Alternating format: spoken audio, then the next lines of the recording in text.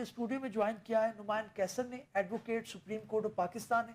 آپ پہلے بھی انہیں دیکھ چکے ہیں، ایک محنتی وکیل کے طور پہ جانے جاتے ہیں اور آئینی اور قانونی دلائل جو ہے وہ دینا جانتے ہیں. ان کی موجودگی کا فائدہ اٹھائیں گے. آپ سے میں بات کا آغاز کروں گا. اور 190 ملین پاؤنڈ کیس، تو اب یہ کس طرح کا جرم ہے جس کے اندر جو ہے وہ صرف بانی پی ٹی آئی یا ان کی جو خاتون اول ہیں سابقہ، ان کو سزا ہوئی؟ آپ کو پتہ ہے ایک کو 14 سال اور ایک کو 7 سال، 7 جرمانہ بھی ہے. کس طرح سے دیکھ رہے ہیں؟ دیکھیں بٹ صاحب، اس کیس کے بارے میں کچھ بحث کرنے سے پہلے ہمیں تھوڑا سا پس منظر جاننا ضروری ہے. یہ معاملہ اس کا آغاز ہوتا ہے جب ملی ڈیولپمنٹ اتھارٹی سے کو سندھ گورنمنٹ کوئی تقریباً 18,000 ایکڑ کے قریب لینڈ ٹرانسفر کرتی ہے کوئی سسٹینیبل ہاؤسنگ بنانے کے لیے. اور اس کے بعد یہ زمین جو کہ ایم ڈی اے نے اس پہ کنسٹرکشن کرنی تھی یہ بحریہ ٹاؤن کو ٹرانسفر کر دی جاتی ہے in exchange of certain other land. یہ معاملہ سپریم کورٹ کے سامنے آتا ہے اور سپریم کورٹ اس میں فیصلہ کرتی ہے کہ یہ جو ساری ٹرانزیکشن تھی Sindh government to M D A اور ایم ڈی اے سے بحریہ ٹاؤن، یہ ساری کی ساری خلاف قانون ہے اور اس کو کالعدم قرار دے دیا. یہ تقریباً مئی 2018 کا فیصلہ ہے.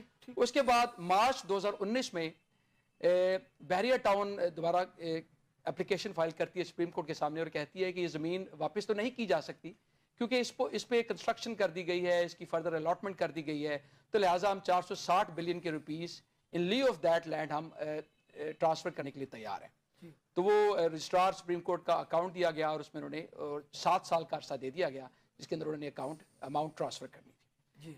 اسی دوران ملک ریاض کے خلاف اینٹی منی لانڈرنگ کیسز میں جو آپ کی این سی ہے national crime agency United kingdom, وہ انویسٹیگیشن کا آغاز کرتی ہے اور وہ معاملہ ultimately out of the court settle ہوتا ہے اور یہ طے ہوتا ہے کہ جو 190 ملین پاؤنڈ کے قریب اماؤنٹ ہے وہ این سی اے پاکستان جو کہ اگریوڈ اسٹیٹ کی صورت میں بنتی ہے اس کو ٹرانسفر کرے گی.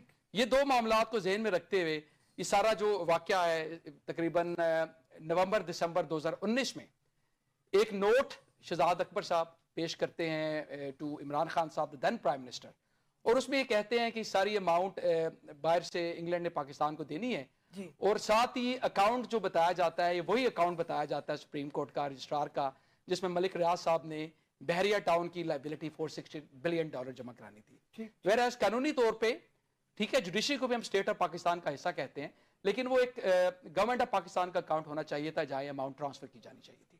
اس کے بعد کیبنٹ سے ایک سیل انویلپ میں ساری اپروول کرائی جاتی ہے. لیکن نمان shouldn't there be any objection from the court side as well کہ آپ ہمارے اکاؤنٹ میں کیوں جمع کروا رہے ہیں؟ دیکھیں اکاؤنٹ پیسے جمع کرانے سے تو کوئی objection نہیں ہو سکتی نا. اکاؤنٹ تو میرے اکاؤنٹ میں بھی جو مرضی پیسے ٹرانسفر کرنا چاہے ٹرانسفر کر سکتا ہے. وہ الٹیمیٹلی میں وہی عرض کر رہا ہوں کہ الٹیمیٹلی یہ بات آئی پھر 2023 میں سپریم کورٹ نے یہ پیسے اکارڈنگلی ٹرانسفر کیے. اچھا اس سارے تناظر میں جو کیس بنایا گیا وہ کیس یہ بنایا گیا کہ جو ملک ریاض کو فیسیلیٹیٹ کیا گیا ہے یہ ان کے جو 190 ملین انہوں نے جو اسٹیٹ آف پاکستان کو او کرنے تھے وہ الٹیمیٹلی انہی کی لائبلٹی پے کرنے کے لیے استعمال کر دیے گئے.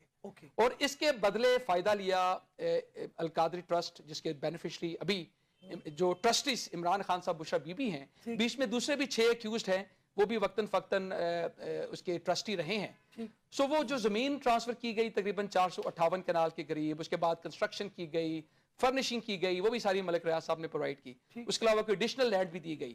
تو کیس بنائے طور پہ یہ تھا کہ ملک ریاض کو جو فیسیلیٹیٹ کیا گیا اس کے بدلے ساری کی ساری زمین یہ ٹرسٹ کو ٹرانسفر کی گئی. یہ نمان پوائنٹ آ گیا آپ جگہ آپ نے کوئی ڈیسیژن لیا ہے تو امیونٹی حاصل ہے اس طرح سے یا کہ اس کے اندر کوئی گنجائش رہتی ہے کہ پھر آپ معاملات کو بعد میں چیلنج کر سکیں؟ کیونکہ دوسری گورنمنٹ نے آگے کام ہی کرنا ہے پولیٹیکل وکٹمائزیشن. عمران خان صاحب یہی کرتے رہے، آج یہ بھگت رہے ہیں، کل کو شاید پھر تیسرے کسی کی باری ہو. دیکھیے اس سے پہلے میں اس بات کا جواب دوں میں چھوٹا سا کامنٹ کرنا چاہوں گا.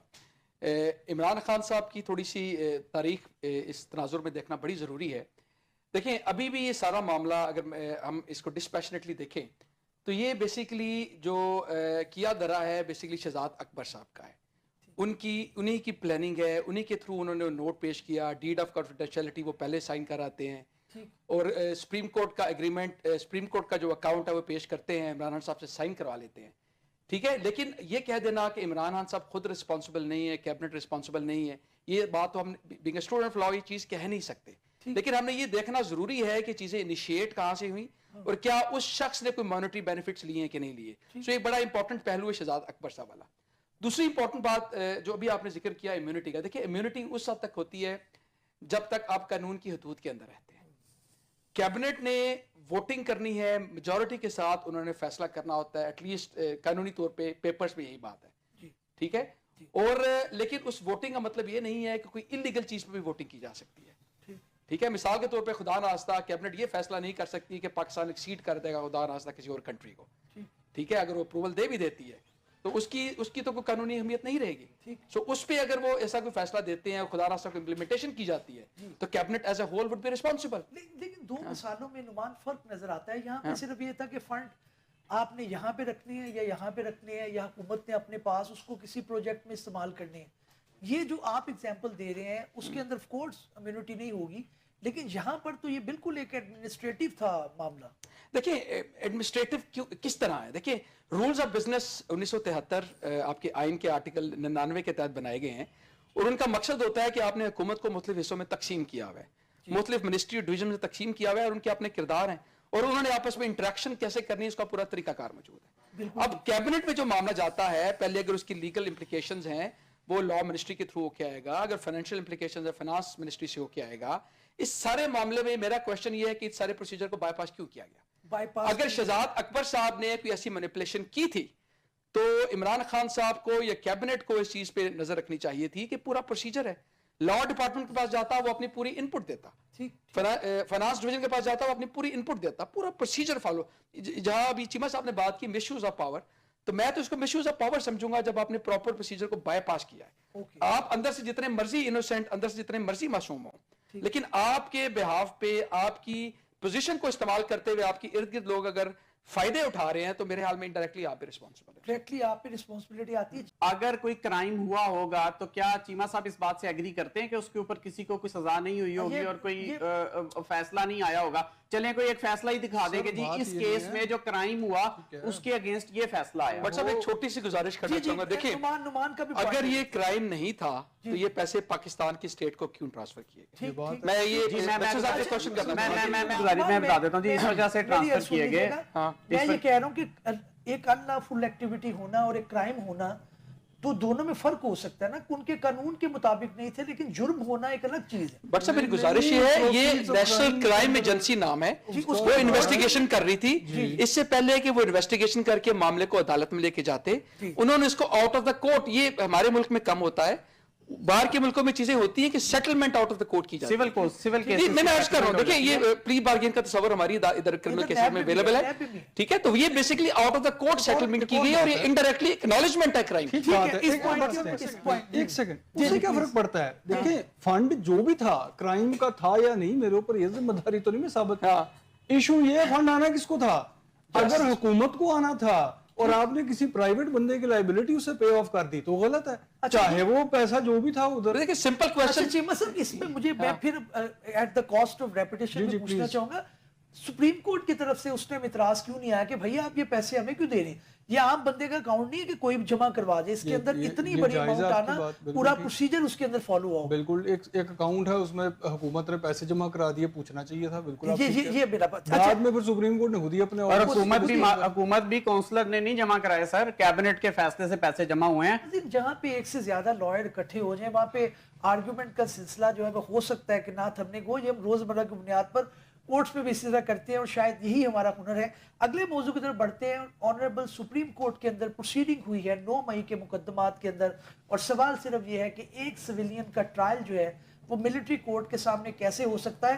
آنریبل جسٹس جناب مندو خیل صاحب نے اپنے کومنٹس میں کہا کہ جرم تو ہوا ہے، صرف یہ فیصلہ کرنا ہے کہ اس کا ٹرائل کہاں پہ ہوگا. نعمان میں آپ کی طرف آؤں گا، کس طرح سے دیکھتے ہیں آپ اس مقدمے کو؟ اس کے اندر بہت زیادہ کنسرن آتی ہے، پہلے بھی ہم ڈسکس کر چکے ہیں کہ جو ملٹری کورٹ ہے اس کے اندر جو فنڈامنٹل رائٹس ہیں اور جو ڈیو پروسیس آف لا ہے as compared to civil courts وہ نہیں فالو. جہاں تک یہ کوشچن ہے نا کہ کرائم تو ہوا ہے، سوال یہ ہے کہ اس کو ٹرائی کہاں کرنا ہے. دیکھیں میں بڑی مختصر سے بات کروں گا. یہ بھی بڑا اہم سوال ہے کہ یہ جرم کیا کس نے ہے، ٹھیک ہے، اور یہ کس نے ڈیٹرمن کرنا ہے؟ اپروپریٹ فورم نے. ٹھیک ہے. میرے کچھ کوشچنز ہیں، بنیادی کوشچنز ہیں. میں without siding any political party, as a citizen of Pakistan, as a lawyer, یہ کچھ کوشچنز کرنا چاہوں گا. اسی پہ ساری چیز اس کا جواب پہنا ہے. 9 मई के वाक़े का ऑब्वियसली ये सारा प्रोसेस चल रहा है, इसके बारे में डिस्कशन हो रही है और ये वो क्वेश्चंस हैं जो कि बार बार लोग दोहरा रहे हैं। सवाल ये है कि जब इतनी बड़ी आपकी एक बिल्डिंग है, कोर कमांडर लाहौर का घर है, अगर मैं सिर्फ लाहौर के वाक़े की बात करता हूं, उधर लोग पहुंच कैसे पाए, ठीक, एक। सेकंड है क्विक रिस्पांस फोर्स ठीक ठाक जो प्रोटेक्ट करती है आपकी कोर कमांडर हाउस को, वो किधर थी, आपकी पुलिस किधर थी, ठीक है, ये वो क्वेश्चन है। अच्छा, उसके अलावा छोड़ दें, वो बात बाद में आएगी कि क्या इन लोगों ने उधर कुछ क्राइम किया कि नहीं किया, ठीक है। एक इंपॉर्टेंट सवाल कि जो इस वाक़े के बाद जिन्होंने प्रेस कॉन्फ्रेंस की वो बरी जिम्मा हो गए, उससे पहले वो नॉमिनेटेड थे। दूसरा क्वेश्चन ये है कि जिन लोगों ने प्रेस कॉन्फ्रेंस नहीं की वो मिलिट्री ट्रायल कर रहे हैं। फिर एक और क्वेश्चन आता है इसमें, वो क्वेश्चन ये है कि कुछ लोगों को आपने रैंडमली उठा के आपने एंटी टेररिस्ट कोर्ट में भेज दिया, एजाज चौधरी, यास्मीन राशिद, कुछ और लोग, और कुछ लोग हैं उनको उठा के आपने मिलिट्री ट्रायल की तरफ भेज दिया। ये वो सारे क्वेश्चंस हैं जो मुझे सारे प्रोसेस में जो जुडिशियल प्रोसेस इसके गिर्द घेरा डाला गया है उसमें मुझे ठीक ठाक शक है। लेकिन नुमान एक फिर क्वेश्चन उस चीज से बाहर नहीं निकलते कि एक वाकया हुआ है, उसका ट्रायल तो कहीं ना कहीं चलना चाहिए। मैं असद के सर एक छोटा सा इसमें छोटी सी बात ऐड कर लो, फिर बिशप साहब करेंगे। देखिए ये तो पहली एक बुनियादी बात आपने जहन में रखनी है। दूसरा सवाल, जी मैं अब ये जो सारी बातें मैंने की हैं ये किसी ट्रायल में होंगी, ये किसी फोरम पे जाके होंगी, हमारे इधर बैठ के हमने फैसला तो नहीं करना। देखिए बुनियादी आपका आर्मी एक्ट के अंदर जो बुनियादी मकसद था आर्मी एक्ट का ना, वो बेसिकली आर्म्ड फोर्सेस के डिसिप्लिन के लिए, ठीक है, उनका जो पूरा का पूरा करियर है, उनकी जो सैलरी है, जो प्रमोशंस हैं, जो इनके अपने इंटरनल डिसिप्लिन के लिए, ये आर्मी एक्ट का मकसद ये था। इसी तरह एयरफोर्स एक्ट भी है, इस तरह नेवी एक्ट भी है, ठीक है। उसमें आप सेक्शन 21D जो अमेंडमेंट वगैरह करते हैं, उसके बाद FBLE केस से आप मामला आपका आगाज होता है, आप रिटायर्ड ऑफिसर्स को पहले उसमें प्रोसिक्यूट करना शुरू करते हैं, फिर APS के वाक़े के बाद आप जो नॉन टेररिस्ट हैं उन आप सनसेट क्लॉज के तहत कॉन्स्टिट्यूशन में अमेंडमेंट करके 4 साल के लिए आप वो करते हैं प्रोसेस।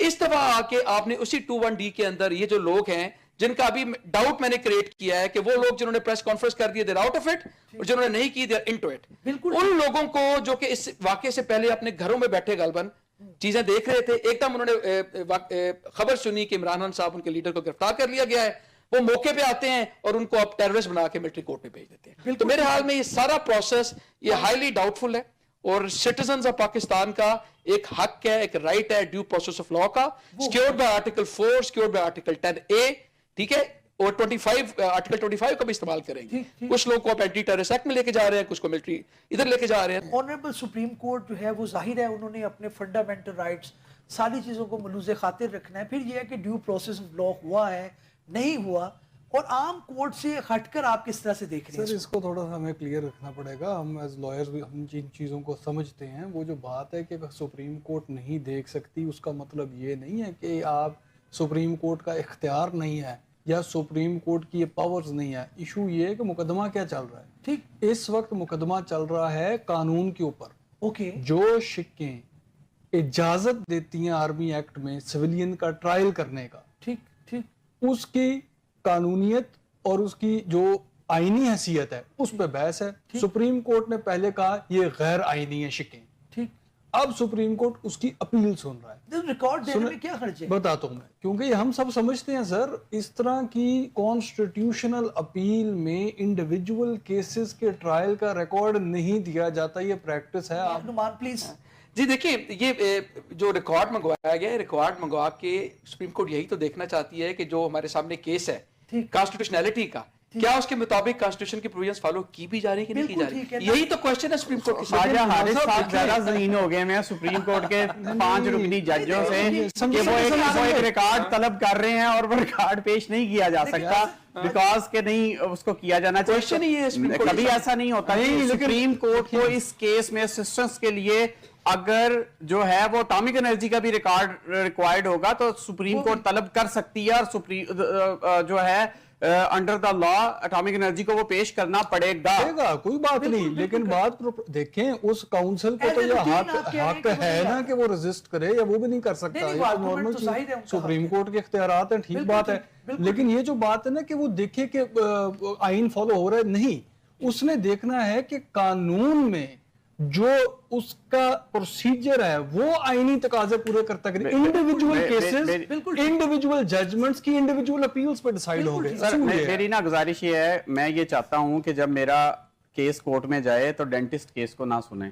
जिसी तरह मैं ये चाहता हूं कि जब मेरे दांत का इलाज करना हो तो मैं भट्ट साहब आपके पास ना आ जाऊं कि आप दांत का इलाज कर दें। ठीक है, रेट पिटीशन देखिए जी, रेट पिटीशन है जो मुझे 4 साल रगड़ा लग गया, वो उसके लिए मेरे लिए क्या रेमेडी है वो भी बता दें। लेकिन कोर्ट्स को अपने डेंटिस्ट का है या कुछ? नहीं सर, मैं तो कह नहीं सकता, मैंने तो एक जनरल एग्जांपल दिया कि जिस प्रोफेशन का है। नुमान साहब आप फिर बंद ही करें मेरे पे, ठीक है? मुझे वक्त की कमी के सामने नाज़रीन मुझे कहा जा रहा है कि यहाँ पे वक्त खत्म हो गया। अगेन वही बात कि जहाँ पे लॉयर्स बात करना शुरू करते हैं तो डिफरेंट पेराए से, डिफरेंट पहलुओं से जानने की कोशिश करते हैं कि एक प्रोपोजिशन क्या है, उसके अंदर बिल्कुल इख्तलाफ आता है, उसके अंदर बिल्कुल काउंटर आर्गूमेंट आती है, और यही एक हुस्न है जिसकी वजह से हम रोज़मर्रा की बुनियाद पर बेशुमार चीज़ें जो है वो सीखते हैं और आगे ऑनरेबल कोर्ट्स को बताते भी हैं। देखते रहिए प्रोग्राम कानून क्या कहता है, अगले में हाजिर खिदमत होगी। अल्लाह हाफिज़।